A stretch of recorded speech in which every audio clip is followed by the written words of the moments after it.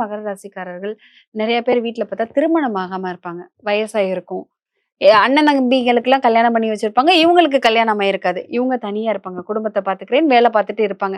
So அந்த மாரி இருக்கவங்களுக்கெல்லாம் இந்த 2026ல திருமணம் நடக்குமா? கண்டிப்பா. அதாவது திருமணத்துக்காக காத்திருக்கின்ற மகர ராசி அன்பர்களுக்கு திருமண பாக்கியம் நடைபெறுவதற்கான வாய்ப்பு 100% இருக்கு. 100% இருக்கு.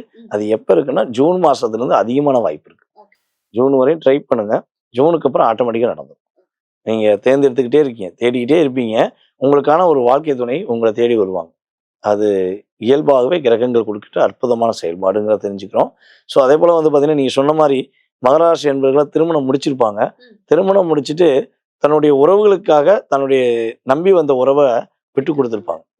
ஏன்னா, அவங்களால இங்கிட்டும் போக முடியாது, அங்கிட்டும் போக முடியாது. அப்ப இந்த உறவை வந்து வேற வழி இல்லாம விட்டு குடுக்கணுமேங்கிற சூழ்நிலையில கஷ்டத்தோட தான் விட்டு குடுப்பாங்க. அந்த கஷ்டம் விலகப் போகுது. தன்னுடைய வாழ்க்கை துணையுடன் இணைந்து தன்னுடைய மகிழ்ச்சியை சந்திக்கக்கூடிய ஒரு அற்புதமான வருடம்.